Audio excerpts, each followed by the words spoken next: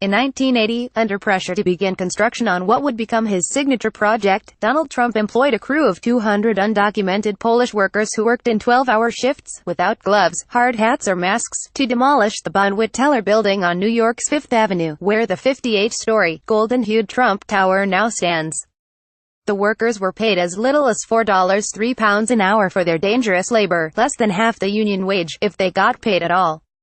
Their treatment led to years of litigation over Mr. Trump's labor practices, and in 1998, despite frequent claims that he never settles lawsuits, he quietly reached an agreement to end a class action suit over the Bonwit Teller demolition in which he was a defendant.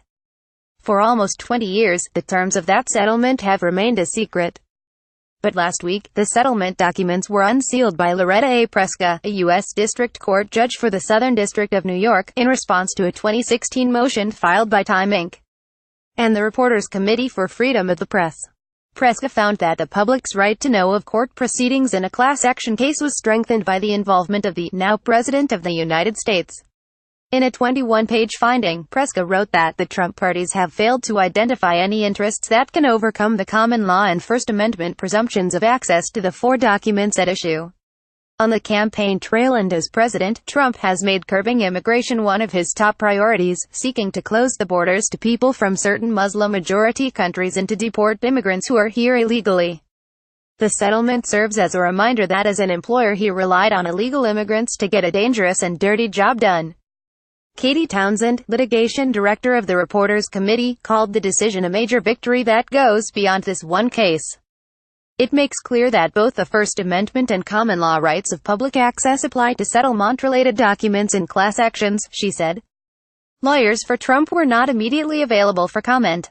Donald Trump calls Elizabeth Warren Pocahontas in front of Native American veterans. The documents show that Trump paid $1.375 million to settle the case, known as Hardy v. Kishiki, with $500,000 of it going to a union benefits fund and the rest to pay lawyers' fees and expenses. According to the documents, one of the union lawyers involved asked the judge to ensure prompt payment from Trump, suggesting, within 2 weeks after the settlement date. Trump jumped in to object. 30 days is normal, he said. For the demolition work, Trump hired an inexperienced contractor, William Kishiki of Kishiki Sons, for $775,000, £585,000. Kishiki specialized in window and job site cleaning. His company was renovating an adjoining building for Bonwit Teller, where he employed undocumented Polish workers. Trump would later testify that he never walked into the adjoining building or noticed the Polish workers. But a foreman on the job, Zbigniew Gorin, testified that Trump visited the site, marveling to him about the Polish crew. He liked the way the men were working on 57th Street, Gorin said. He said, "Those Polish guys are good, hard workers." The demolition began in January 1980.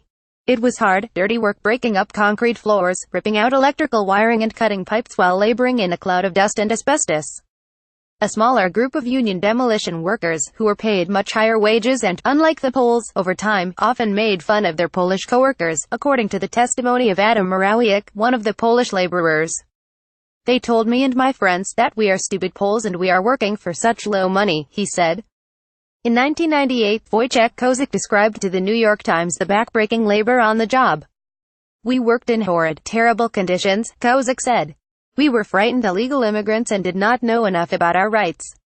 Today, Kozik, now 75, lives at the O'Donnell Dempsey Senior Housing Building in Elizabeth, New Jersey. He has blue eyes and a strong handshake, but speaks through a special device because he had a tracheotomy for cancer. He proudly showed off his citizenship papers, dated November 3, 1995. Kozik still recalls the work, and seeing Trump at the site in 1980. "We were working 12 to 16 hours a day and were paid $4 an hour, he said. "Because I worked with an acetylene torch, I got $5 an hour. We worked without masks. Nobody knew what asbestos was. I was an immigrant. I worked very hard." But Kishiki stopped paying the men, and they eventually took their complaints to a lawyer named John Sabo. Sabo went to Thomas Makary, a vice president of the Trump Organization, threatening to place a mechanic's lien on the property if the men weren't paid. Still, there were problems. Sabo filed the lien, prompting Trump to ask for help from Daniel Sullivan, a labor consultant. Sullivan later testified that Trump described his difficulties, and that he had some illegal Polish employees. Trump, however, testified that he did not remember that there were undocumented Polish workers on the job, or signing paychecks for the crew. "I really still don't know that there were illegal aliens," Trump said on the stand. Trump did, according to Sabo, have his lawyer call Sabo with a threat to call Immigration and Naturalization Service to have the men deported. Sabo got the Labor Department to open a wage cent hours case for the men, which ultimately won a judgment of $254,000 against Kashiki.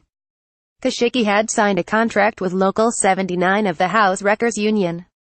But while Kashiki or Trump paid into the union welfare funds for the handful of union workers on the job, they had not done so for the bulk of the workforce, the undocumented, non-union Poles.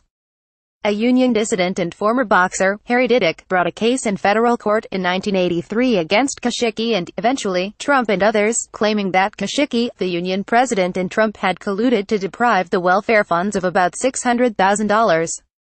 A judge ruled that Trump was a legal employer of the Poles, but both sides appealed elements of his decision, with the possibility that the total welfare funds could get reduced to $500,000, £380,000.